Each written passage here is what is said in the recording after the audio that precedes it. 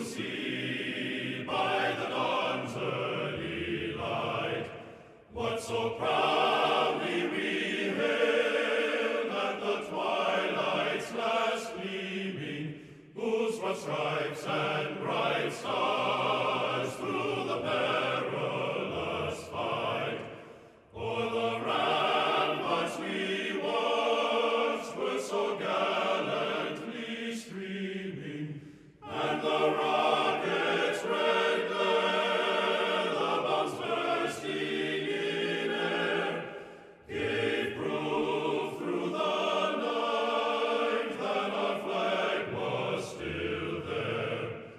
Oh, say does that star-spangled banner yet wave o'er the land of the free and the home of the brave?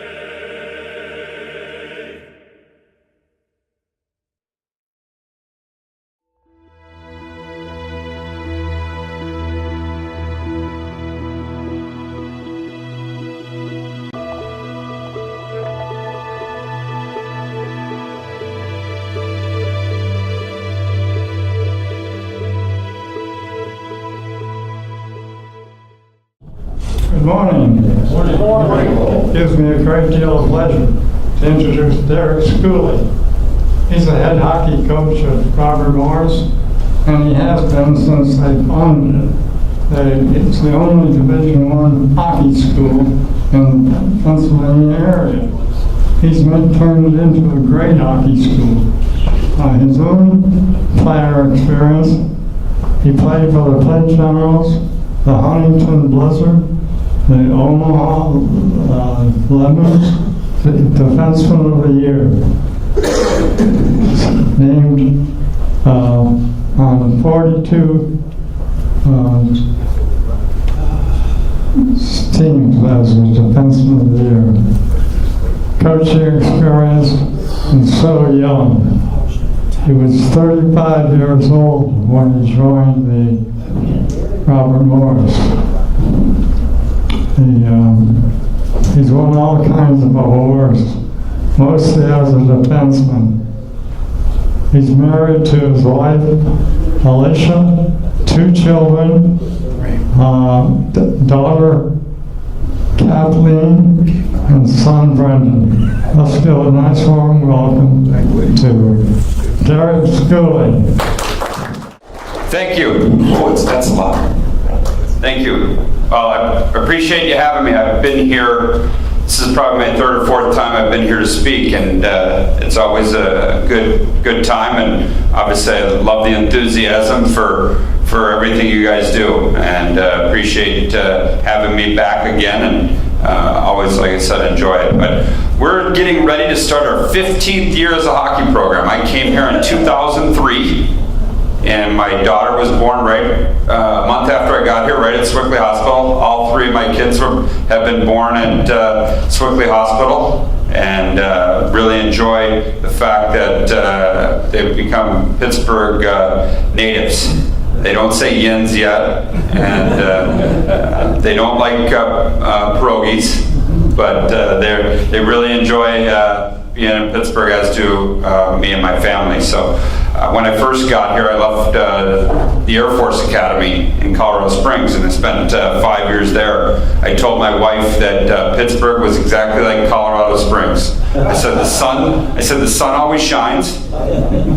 After a month here, she realized I lied. She said, I told her the Pikes Peak Mountains, just like Mount Washington.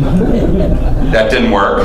And I said, it never rains, just like Colorado Springs. And when I got here in 2003, that was the first month of the big flood. So she really realized I was lying. I moved her across country. She was 8 months pregnant. And we lived in a hotel for a month. And bought our first house on October 4th. And then my daughter was born on October 7th. So a lot happened in the 1 month when I got here. But we've really enjoyed it here in Pittsburgh. But I want to show you a couple of videos. Our program, like I said, starting our 15th year. The last 5 years, we've been to our league Final Four. There's 11 teams in our league. 5 years ago, we went to the NCAA tournament. We've been in the championship game in our league 4 of the last 5 years, which there's 11 teams in our league.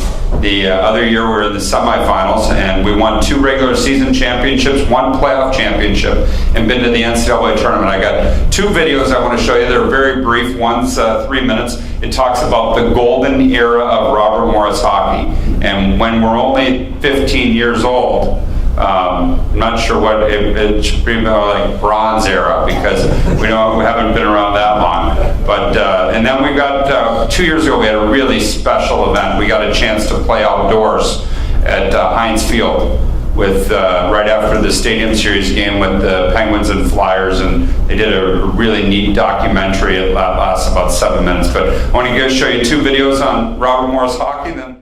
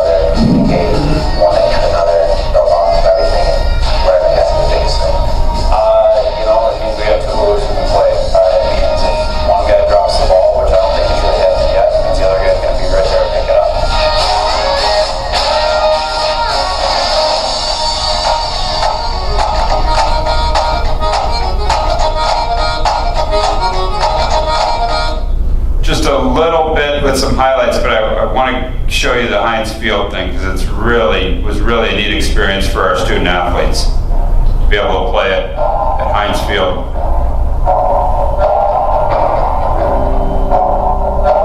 Just over 10.5 miles upstream from the 84 Lumber Arena sits a 200-foot sheet of ice surrounded by 68,400 gold seats.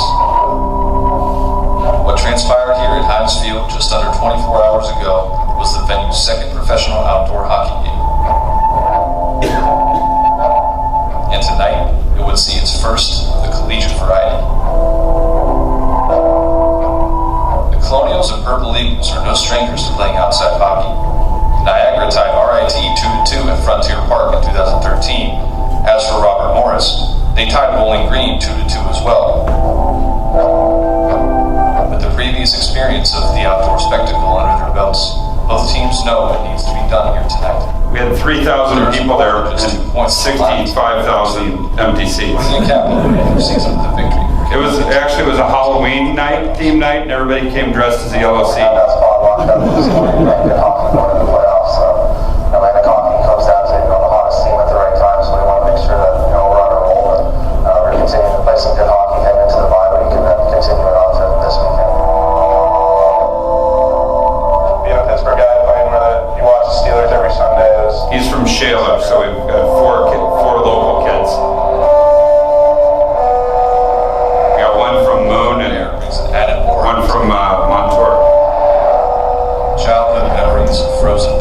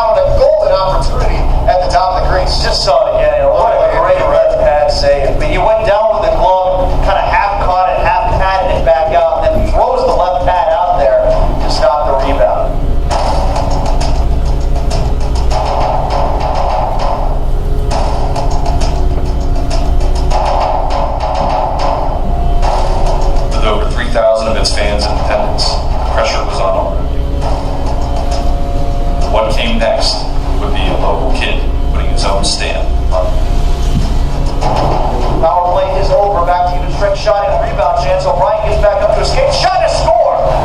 Robert Morris makes it 3-1, and it appears to have been Luke Lynch who got in at the end of the power play in a partial change. That time Luke Lynch beat him to the biscuit, and the Colonials had the 2-goal lead back. Manner got a great shot through, going through, I think like 3 blockers, and then Dora was standing in front and laid it off the pad for me, and nothing else I could do but tap it in. So. With Lynch's goal, Robert Morris ended the second period in similar fashion to the end of the first. 2-goal lead, victory in second. Niagara, off the scoreboard, shut it down, make the right decision every time, make them play your game at your pace.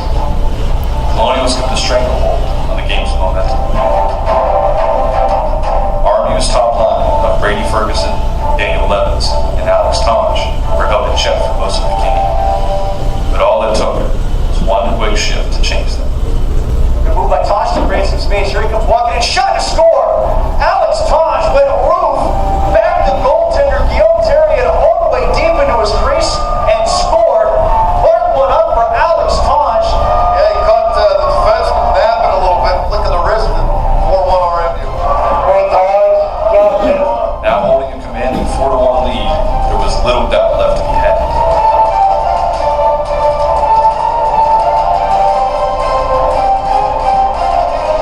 Freshman Jacob Coleman had not scored a goal this season, and with under 5 minutes left in the game, the Pittsburgh native saw his opportunity. Back a shot to score on the faceoff. Immediate Robert Morris as soon as the puck is dropped. And it looks like the hometown Kings. So his first career goal was at Heinz Field. To make it 5-1. He scored 2 college hockey goals now after 2 years, and one's been outdoors and 1 indoors. So he's got a better percentage outdoors than he does indoors. Anyway, I could just happen to go in. So. Well, there's your final nail, your explanation point, the win by Norwich, and boom. I need to start shooting the puck more, and I did that, and it went in. So hopefully, I can keep that up. Keep getting shots in that going into playoffs and everything like that, and score some goals. So. Coleman's goal capped off a historic night for the Robert Morris Colonials, who walked out of Heinz Field with a 5-1 victory. Good job, boys. Good job.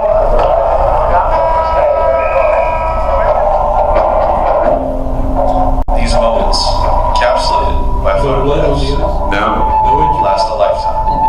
For players, brothers, teammates, who may never get a chance to have the same feeling as a team again. Yeah, I think it just brings a fun aspect to it. You kind of remember, why you play the game, why you fell in love with it. I was lucky enough to be able to go to the Edmund Cavs game. so that's just a couple moments that we had as a program, and that we're really fortunate. Obviously, we play our games. If you want to turn the lights back on, we play our games right down the road at the Island Sports Center. We actually start our first exhibition game. We play Sunday, and then the following weekend we play our first real games against Bowling Green. And Friday nights here, and then Sundays on the road at Bowling Green. We play a really good schedule this year. We've got Penn State coming to the Island Sports Center to play. We go to Penn State, and then we play Ohio State, both there and here. So we've got some really good teams coming into Pittsburgh and to Neville Island right down the road. As I said, we've over the last 5 years, we've got the 9th best record in all of college hockey. And it's pretty neat to be able to go to a small school right in Moon Township, Pennsylvania, playing with some of have better records than the Michigan States of the world and the Ohio States of the world over the last 5 years. We started on 15 years ago. I got here, like I said, September 1st of 2003. I walked in the first day, and I walked in, and they said, "Here's your office." And there was a desk there, no computer, and a telephone. And they said, "Start a hockey program." So 15 years later, here we are. And, our first year, we were 825, I think we were. At one point, we were 70 games below 500 as a program. Now, and through 15 years, we're 7 games over 500 as a program. So we've won a lot of hockey games in the last 5-6 years. And it becomes with good recruiting and good hockey players. But I think the most important things that we sell as a hockey program are the city of Pittsburgh.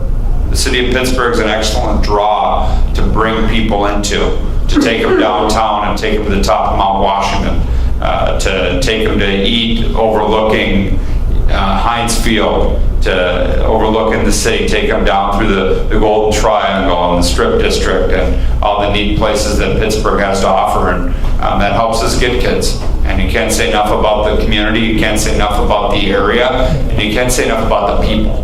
And that's the one thing I was really drawn to in the city of Pittsburgh, is the people here. So, like I said, it's exciting that we've got Division I hockey here.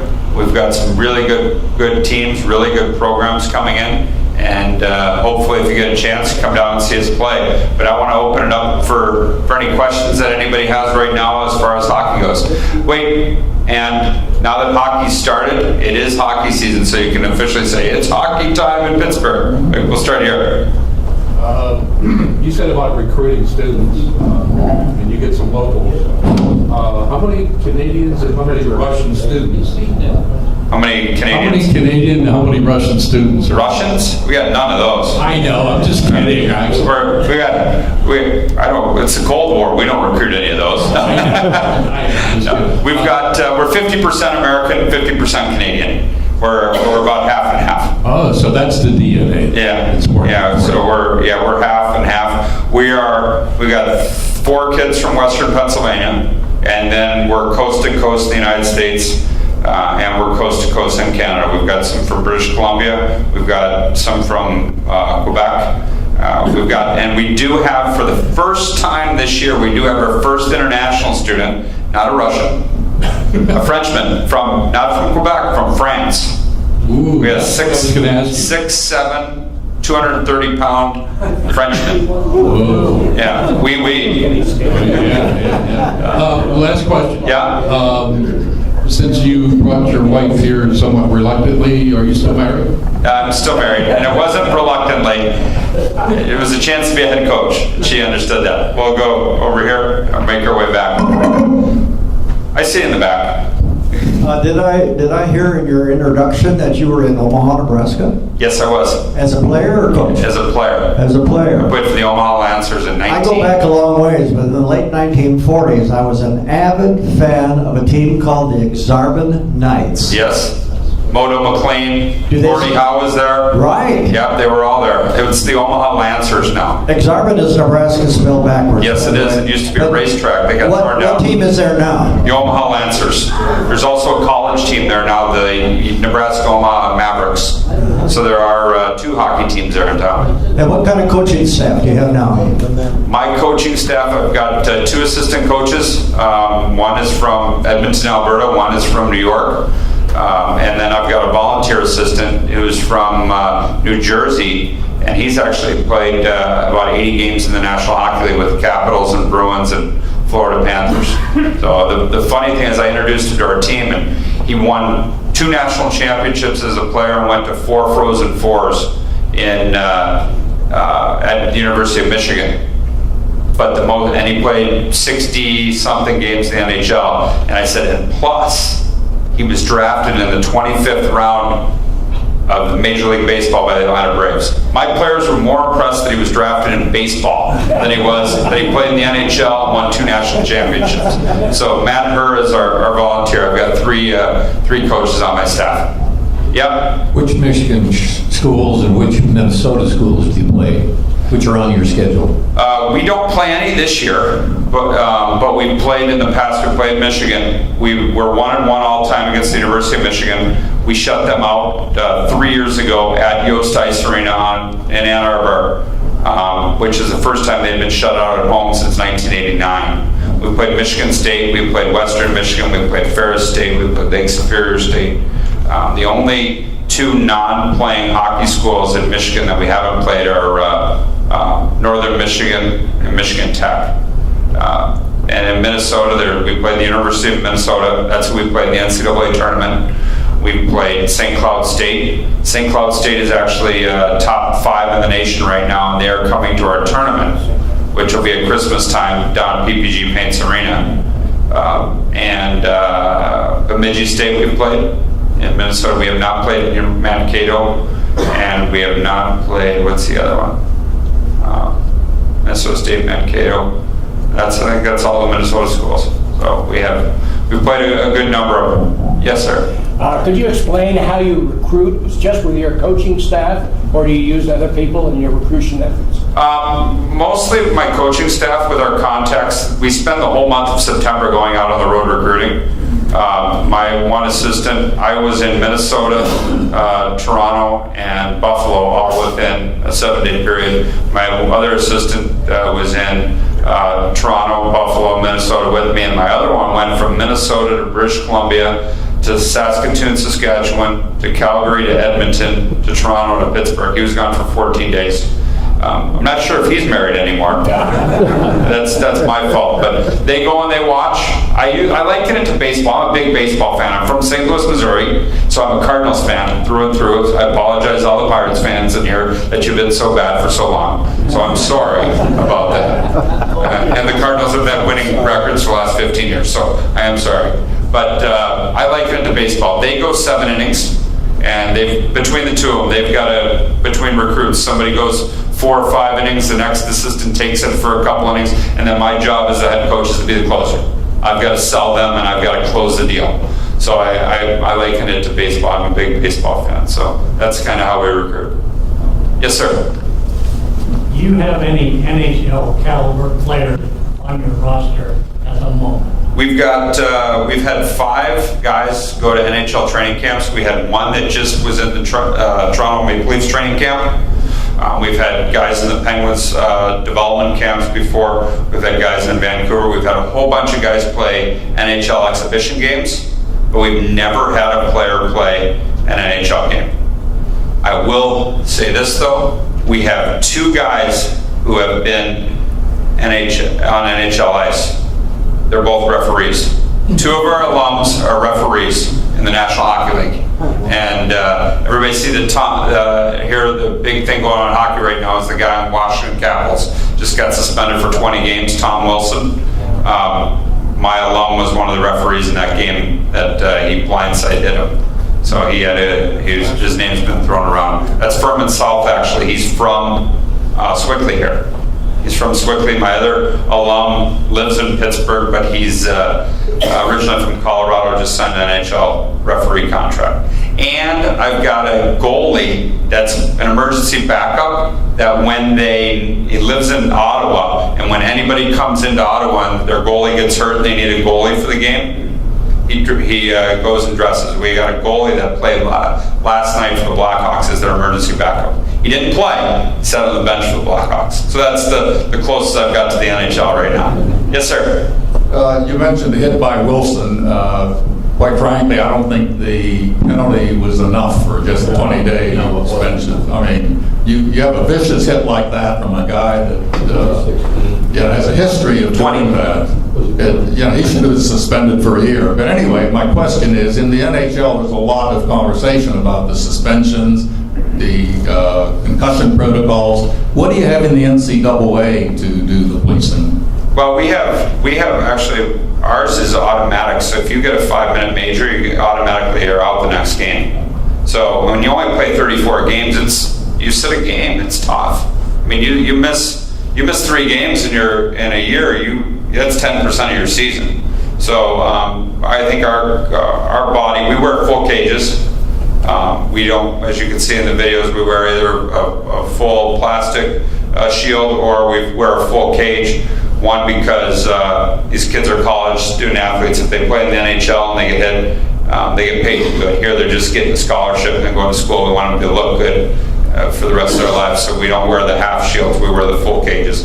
But they've done a good job in college hockey of educating, teaching, and making sure that there's not a lot of high hits and not a lot of concussions. And guys respect each other, I think, a little bit more. And I would say that Tom Wilson's suspension, in my opinion, was probably very close to being correct. 20 games, it cost him $1.8 million. I think that's where it hits him more than the suspension. He loses a lot of his salary. So I think he's been suspended now 4 times in the last 100-something games. I think the next one, the last suspension he got was 6 games. This one's 20. I think the next one, you'll see if he does it again, it will be a full year.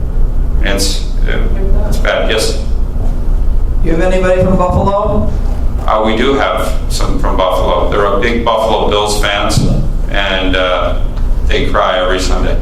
Yeah, we do. Are they playing now? Yeah, we've got Michael Coyne, who's from Buffalo. We've got... where do they go to school? Not sure, because we get our guys out of junior hockey. He moved from the Buffalo Junior Sabres organization to Wenatchee, Washington, and that's where we recruited him out of Washington, but he lives in Buffalo. Yes, sir, all the way back. Yeah. When you were a coach at the academy, do you bring any of that to teach these kids where you came from? What the kids do in the academy and what they sacrifice? Well, I do through discipline. A lot of the things that I teach our kids, and I get guys who come back who have real jobs. I teach them a lot about accountability, being on time, being early for things, making sure that they do the things the right way. We don't have guys that get in trouble. We don't have guys, knock on wood please, we don't have guys that are bad people, and we recruit good people that are good citizens. As far as history goes, we've got half Canadians. We do a lot of stuff when we go to places. We make sure we do something in a local area. We'll play at West Point. We play at Air Force. We go on some of the tours, those kind of things. But I think it's more of just trying to teach them accountability lessons. We've lost Air Force the last 2 years in the championship game, so that's a dirty word. You can say the F word in our locker room about it more than the F word for Falcons of Air Force. So they beat us the last 2 years in the championship game. So I'll say, in my previous stops, we talk about discipline, and we talk about that. They don't know if it's either Cornell or Chicago or anywhere else I work. I don't bring the Air Force name up very often in our locker room. Yes, sir.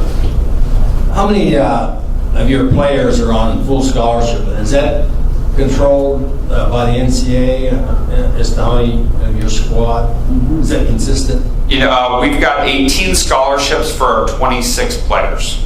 So we divide those up. I'm more like a salary cap manager. So I divide those up to what I feel fit and what I feel that I've to compete. Like, I've got School X offering a kid 75%. I can't go lower than that. I've got to offer at least the same or even higher. Then I sell the school, then I sell Pittsburgh, and then I sell our young program. But if I'm recruiting against, let's just say the University of Michigan or Penn State, and they offer 25%, I've got to go a lot higher because they're Big Ten and they're nationally known as far as their school goes. I've got to go probably 100% to be able to get them. So a lot of it depends on situation, a lot of it depends on who else is recruiting them, and a lot of times it's on how much money we have, because we're stuck at 18 scholarships for 20 players, so I may only have 70% to give to a forward this year because I've got all the rest of it taken care of. So, yes, sir. What kind of attendance do you get at a game? Our building at the Island Sports Center can hold up to 1,500. We've had 1,500 for Miami. We've had 1,500 for Ohio State. We've had 1,700 for Penn State. Seating-wise, it's 1,200. But standing room, it can get up to 1,700. We're expecting close to 1,700 when we play Penn State this year at home. Okay. How would you rate the equipment that's used in hockey versus, say, football, things of that nature, as far as the helmets or the padding? Do you think there's any upgrading that should be done? Or it seems that the equipment in hockey has improved quite a bit over the last 5, 10, or 15 years. We don't use wood sticks anymore. Right. We have curves on it, unlike when Gordie Howe played and we wear helmets. And no, in all seriousness aside, we're dealing with these kids' lives, and as you can see, a lot of them aren't going to play in the National Hockey League. So we get the top line equipment so the guys are properly, don't have injuries, and they don't have life-changing incidences that can hurt them with a shoulder injury or hip injury or knee injury. We make sure that we take care of them, because like I said, we've only got 3 guys that have been on the NHL bench, and 2 of them are referees. So we want to make sure that we take care of them, and they're here to get a quality education. They're here to play Division I hockey. We use the word student athlete a lot, and that's because our players, we've got 26 on our team, 24 of them have over a 3.0 cumulative grade point average. So we've had 8 with a 4.0 last year. So they're student athletes. They're students first, and then they're athletes. So we want to make sure we protect them and make sure that we take care of them for the rest of their lives. Yeah, one of the reasons I'm asking a question, I've got a grandson who's playing hockey, and when you go out to buy him a helmet, you can get a helmet for, I guess, $100, $150 up to what, $300, $400 or whatever. And you guys obviously are getting the higher quality, more expensive equipment, but for the younger kids, is there much of a difference between? I've got 3 that play, so I'm going to spend the most on a helmet that I can, because that's their head and that's their brain. You can't. You get a couple concussions. I mean, I've had 5 or 6 concussions that I know of. I had a concussion on a Thursday, played on Friday. It was back in the 80s before they knew about that. And I felt like 2 weeks later, I felt sick and nauseous, and I thought I had a cold. But now, you're looking back on it, I had a concussion. So I spend a lot of money on my kids' helmets because, you can't replace that. Right. And I got 2 girls too. Okay. Good looks. George? Pertaining to the student athletes again, what are the disciplines that the kids are studying right now?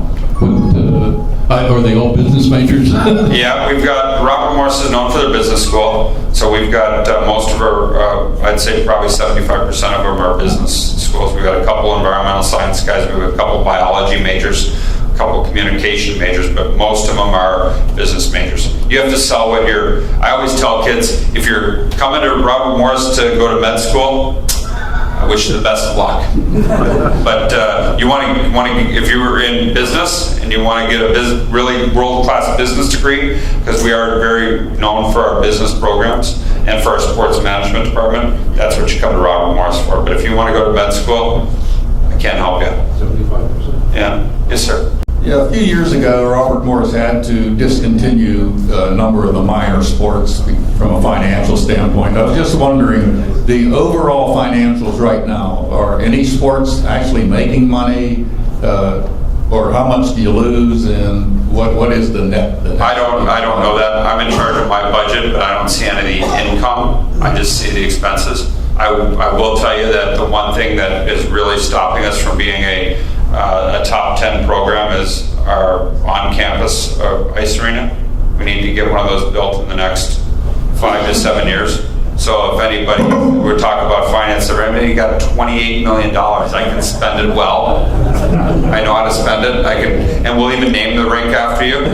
So if you want a rink named after you, see me. But I'm not privy to what if the sports are making money. I can tell you our main revenue, what we consider our main revenue sports are men's basketball, men's hockey, men's lacrosse, and then women's basketball, women's lacrosse, women's hockey, and football are what they consider our prime sports.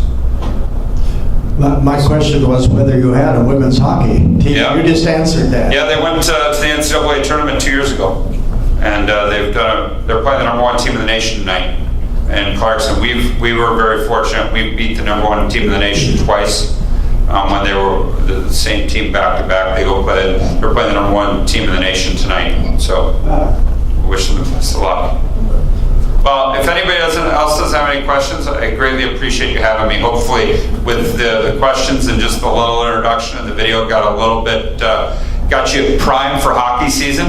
If a 7-6 Penguins win didn't get you excited about hockey last night, you You must be a football fan. And then if you're a football fan with the Steelers, good luck to you. Become a hockey fan. So I wish I wish everybody good health. I'm glad to be here again, and thank you. So anytime you need me, I'm here. Thank you.